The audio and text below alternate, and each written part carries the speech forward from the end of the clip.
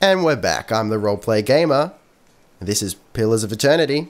I don't know why, I feel like I'm always going to mess up that name. Like, is it called Pillars of Eternity? Or have I know it's Pillars of something. I'm pretty sure it's Pillars of Eternity.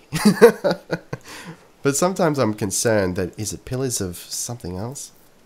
Have I just made a colossal ass of myself? Okay, so we're in the Vale Wood. That's what it's called, right? Vale Wood. We're on our own. And I've opted for sneaking around because I know for a fact that there are things here that will kill me. And we're starting to see what looks like ghosts. Purple ghosts. So they're like disco ghosts, which is pretty cool.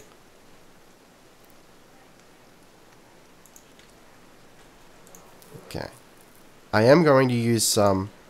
Oh shit, hang on. No.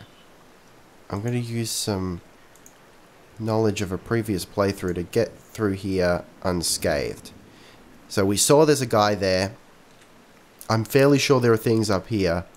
And if we go too far down too, there's shit going on. So we've reached a bridge.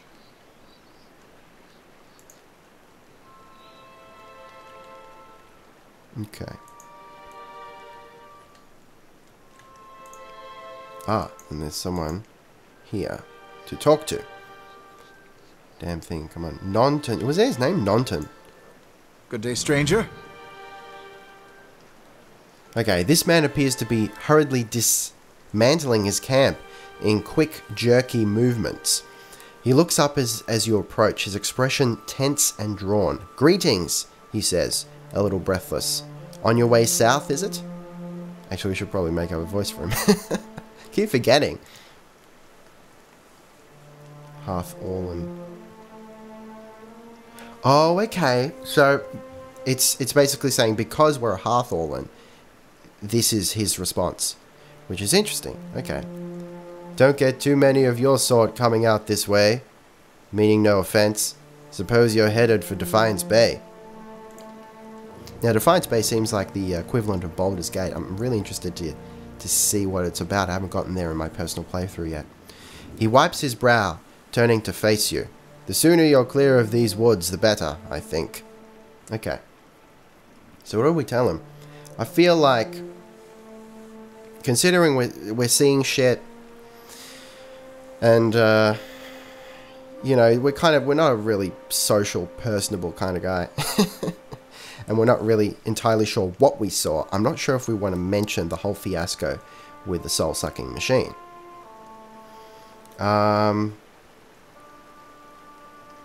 You know what? Let's kind of get on the defensive here. What's your hurry?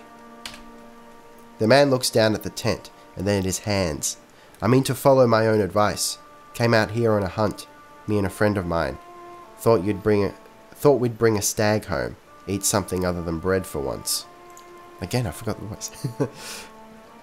Come up on a bear instead. Great monstrous thing. And Pearly, he didn't make it. He shakes his head. I don't know what I'll tell his wife. In any case, this forest's already cost me a friend. I'm heading home before it takes anything else. Alright. Where did you find this bear? Yeah, right. Where did you find this bear?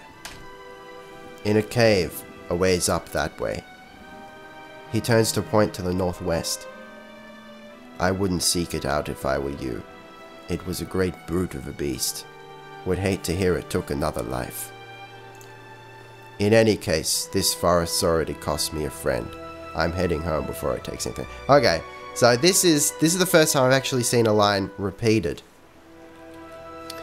So, yeah, I suppose it's to be expected. A little disappointing, but I suppose it's to be expected. Farewell. Okay, so we're not getting anything out of him, which is a shame. Alright, can we? Good day to you.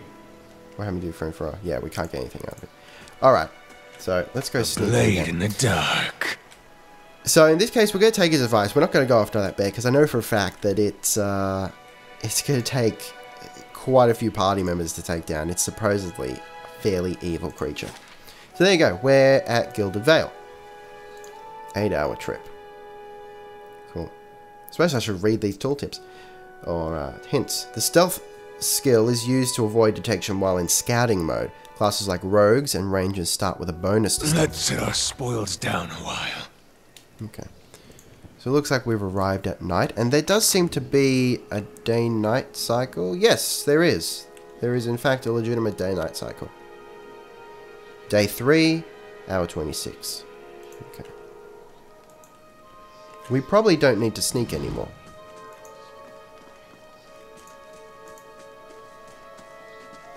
Here we go. Oh, shit. This doesn't really paint a pleasant picture of Gilded Vale. You must be one of the new settlers. Welcome to Gilded Vale. You'll be pleased to know that we've had some recent vacancies here. Shit.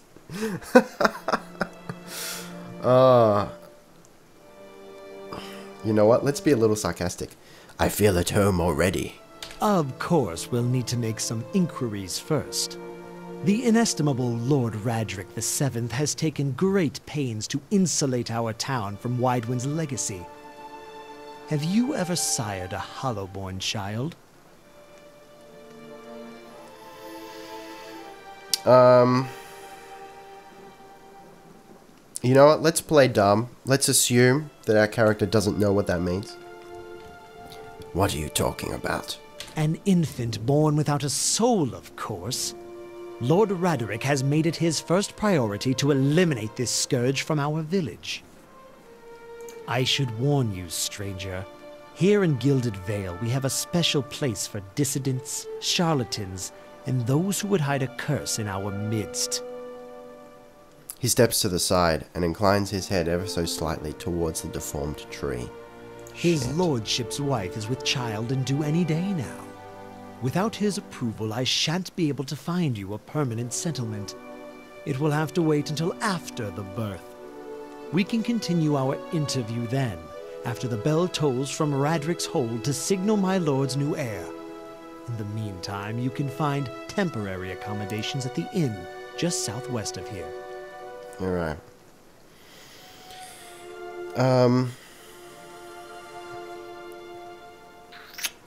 Oh man, it seems like, yeah, alright. We can't really play too close to our chests here. Strange feelings, someone in town could help. I'm not sure if we want to admit that, considering, you know, they're sort of on a witch hunt for people who are supposedly sick. So let's not admit anything of that sort. You know, we're probably more concerned about the tree, so... That tree over there. Alright. Urgint? Jeez, I don't even know. That name's a nightmare, buddy. Doesn't even look over his shoulder. Alright, how's he sound? Ah, yes. Not everyone has accepted the measures necessary to keep the village safe. Ever since Lord Radric banished the mothers of Hollowborn, some have taken up arms against him. Right. Sorry. Tongue spaz. And while he's been searching for a cure, he's been beset with frauds and opportunists. That's not like his voice at all. It was sort of sing-songy. I've gone with the laryngitis voice again. We've had ciphers, wizards, and animancers come through town, taking the Lord's coin and promising to end the curse. Lord Radric finally decided to make an example of those who would profit from our tragedy. He points to the body of a dwarven woman. The latest was an animancer from the Valian republics who claimed to know techniques none of us had seen. But now we've seen it all. Shit. That's like my kin. I'm from the Valian republics. Alright. That salty prick. I feel like there's a bit of nationalism here, and he'd be like, even though he's no dwarf, he'd probably get pissed off at that. Oh, feeling strange. So, hang on. You said something about Hollowborn and Widewind's legacy before. He blinks. I forgot that you foreigners do not have this curse in your homelands. The Hollowborn have been a scourge upon the Deerwood for almost 15 years now. He lowers his voice to a whisper. The children born without souls. He shakes his head. Pitiful, dumb things that breathe, barely, but do not truly live. Some say the hollow-born are a disease. Some say they are a punishment from the gods. He raises his empty hands. In truth, no one knows, but they began spreading after the Saints' War, and so the name, Waidwin's legacy, stuck in honor of that foul, blasphemous pretender. His voice shakes with vitriol. Oh, I love vitriol. I see. Lord Radric's decrees may seem strict at times, but he has our best interests at heart, he nods. Oh shit, so we got to give something away. We either got to say that there was a ceremony or that we've been feeling strange. Shit. Again, I really don't want to admit that that we're possibly sick. I guess we go with the ritual and hope that he doesn't assume that we're involved. Before I got here, I saw several people conducting a strange ceremony near some ruins. He regards you carefully. You'll want to mind where you mentioned that. Trespassing on Engwithan ruins is illegal, not to mention dangerous. You probably saw someone attempting some new ritual to appease the gods. People will try anything these days. Barath have mercy, we certainly have. Alright. Let's downplay it. Maybe so. Again, laryngitis voice, I gotta stop that. Like I said, best to stay away from those sorts of places. Oh, damn it! See, you gotta admit anyway, so we went all through that for nothing. Fine. I've been feeling strange ever since a close call with a beerwick. Is there someone in town who could help? Whatever your problem, it sounds like a matter for an animancer. However, the only animancer in Gilded Vale isn't in any condition to speak. Consider yourself fortunate. After she failed Lord Radric, we saw to it that she wouldn't profit from the misplaced trust of others. A bad cure is often worse than none at all. A bad cure's often worse than none at all. Right, so that's what he sounds like. But if you're set on finding a bottle of troll piss or a dead Audra pebble to rub on your forehead, you're welcome to check her pockets. A little corpse stink is nothing when you're digging for shit. My advice, however, is to be satisfied that you escaped and leave it at that. Jesus! Oh my god. Okay. Goodbye. Keep out of... Oh.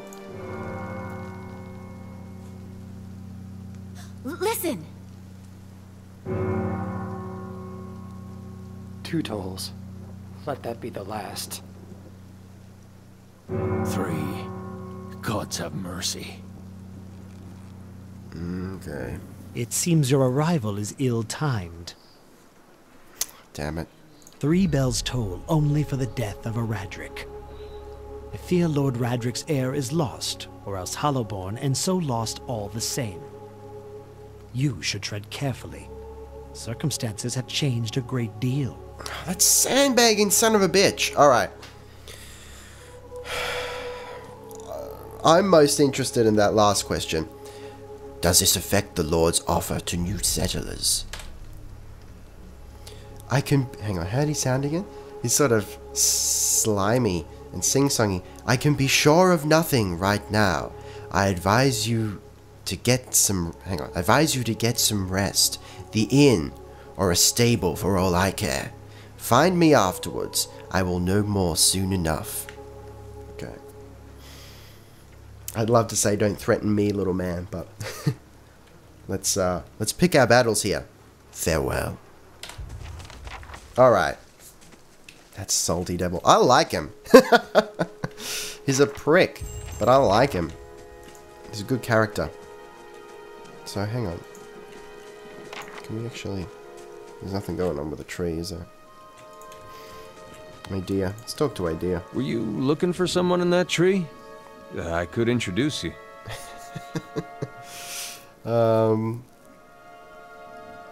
I mean, how desperate are we? Like, maybe we're a little scared, so we'll just talk to anyone about how we're feeling. You know what? Just, no. Close to the chest. Strange way to talk about your dead. He looks up at the tree and breathes out. He's almost slightly southern, isn't he? Half the tree is up there now. Seems like no right way to talk about it. That was a little too southern, but whatever.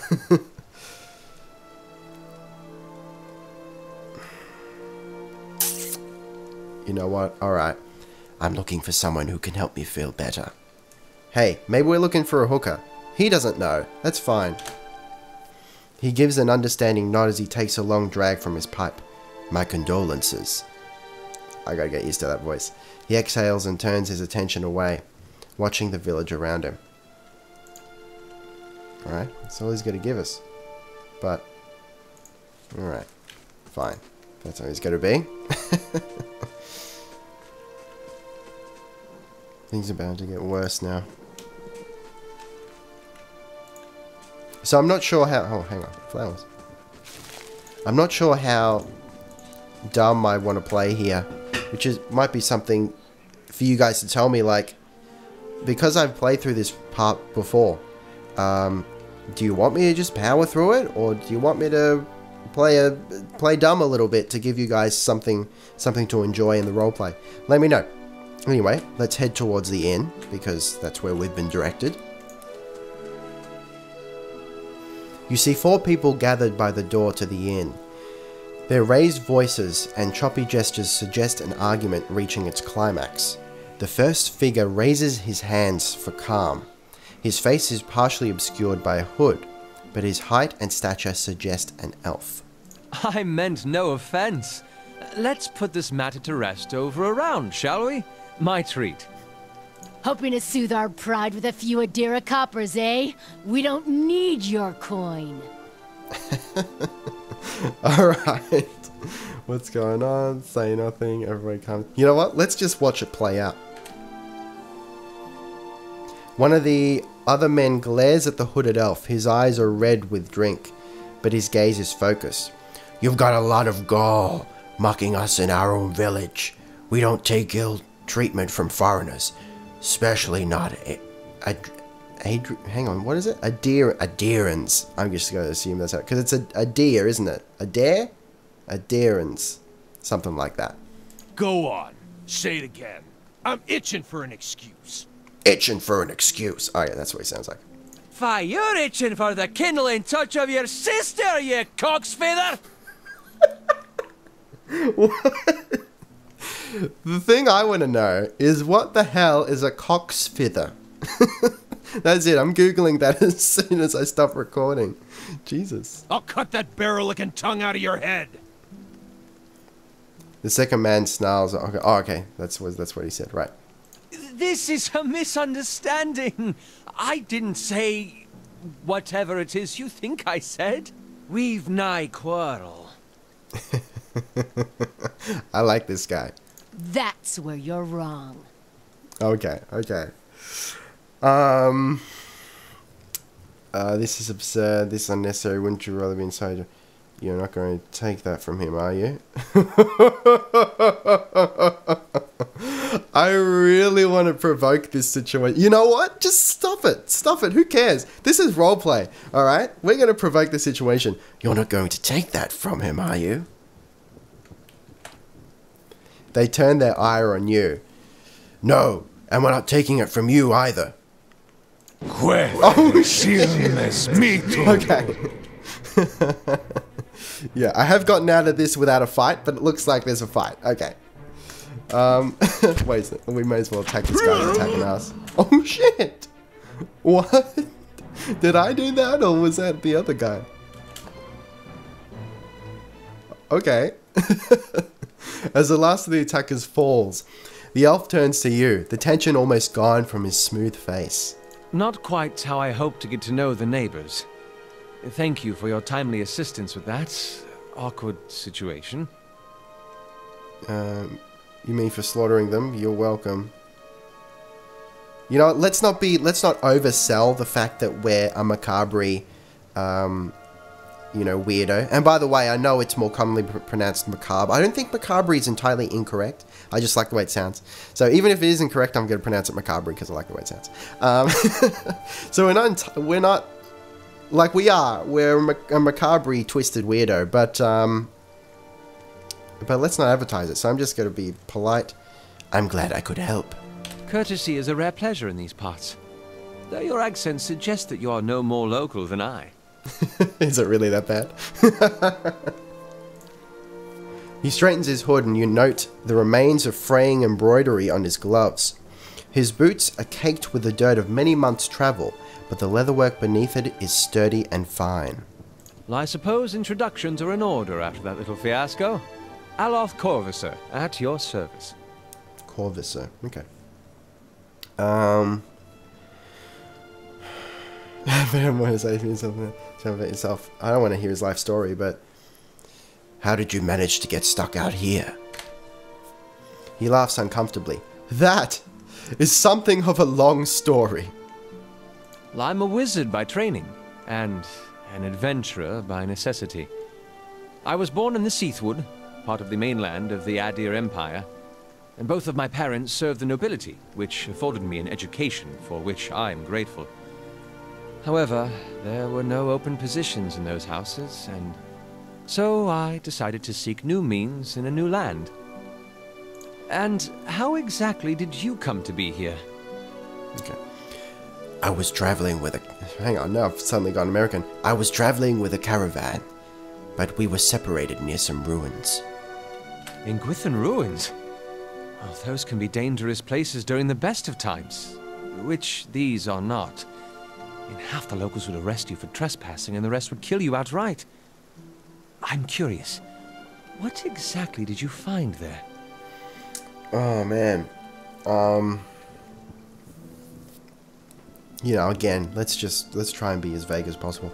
A beerwick. And you survived? I've heard such a thing was impossible. But it seems you either have a knack for timing or the favor of the gods. Well, what are you doing, Guild of Val? Alright. I know where this conversation leads, so I'm going to take us down this path. Just how did you manage to cross those three drunks? I'm afraid that was a matter of misunderstandings and mistranslations. It doesn't help that people in these parts remember their war with Adir like it was yesterday.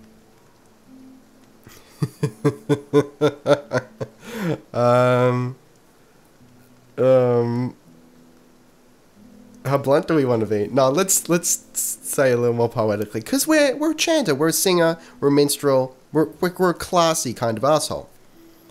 You did make a rather lewd suggestion regarding one of the aggressors and his own sister. Ah, that! He clears his throat and adjusts his sleeves. As I tried to tell them, they misheard me. Happens all too easily after a few pints, and the accent doesn't help. I heard the same. For just a moment, he looks as if he's about to say something else.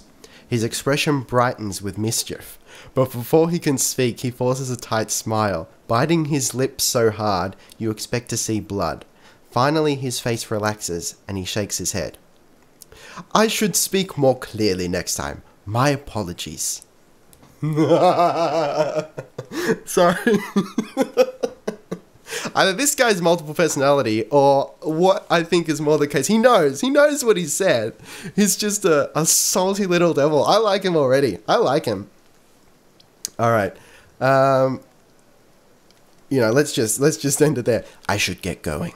As should I, given recent events. It's just as well.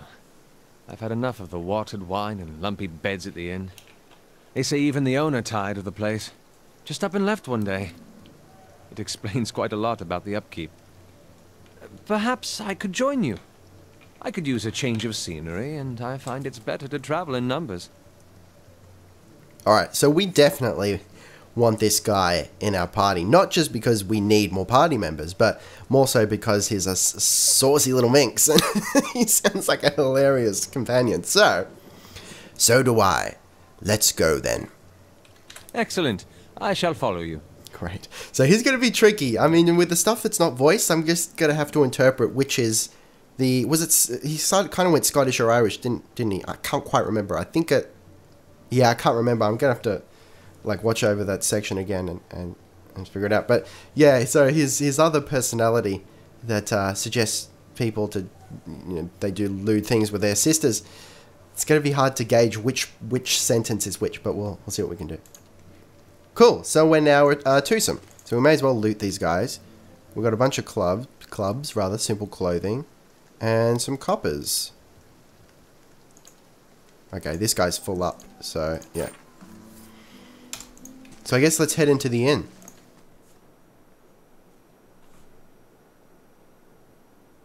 Cool. Alright.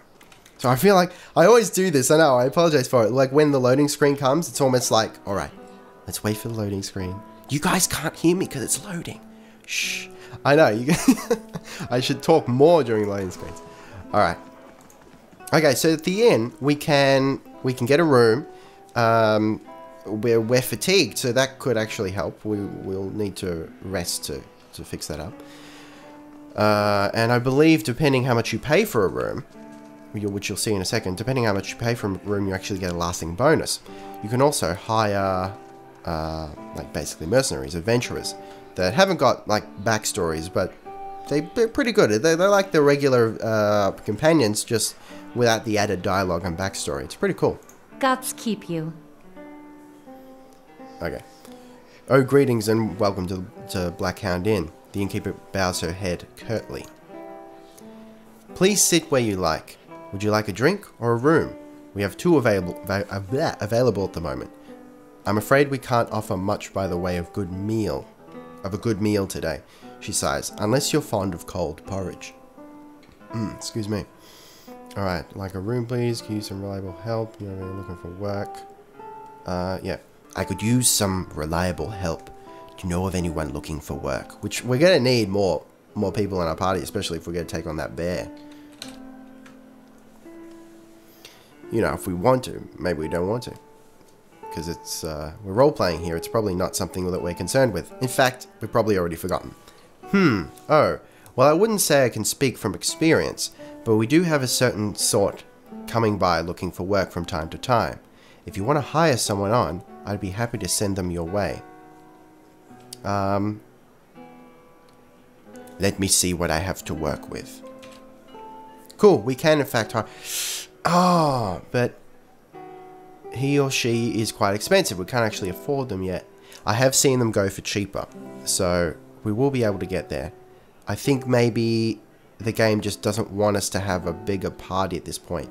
I don't think I took on my third adventurer until later in the story. Alright, but let's get a room. So, we've got a couple options here. As you can see, it actually tells you the bonuses that you get. I think these are lasting bonuses. I'm not sure how long they last. Maybe 24 hours. I'm not sure.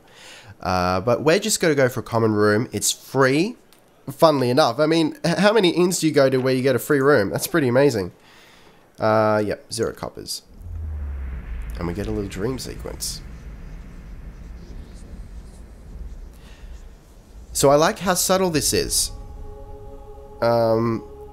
Oh, if this isn't that subtle, because we actually get a scripted dream sequence here, but throughout the game you actually do get little dream cutscenes here and there, I'm pretty sure, if I remember correctly, and without an explanation. So that's kind of atmospheric, you know that you're getting these dreams, but as far as the game is concerned, it's it's not acknowledging them. I like that. Your sleep is restless and fevered, assaulted by hisses and whispers, blanketed with a suffocating anxiety. You open your eyes to awaken and find yourself in front of Gilded Vale's gallows tree, the creaking of its ropes growing louder in your mind until the sound is deafening. Hanging from the tree is an old dwarf woman whose face has shriveled inward like mouldering fruit. Is that a word, mouldering? Never heard that. Mouldering fruit. Her head hangs limply to one side.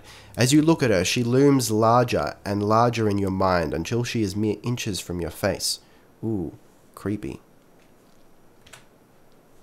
Suddenly her head snaps up and her eyes open, and they are empty.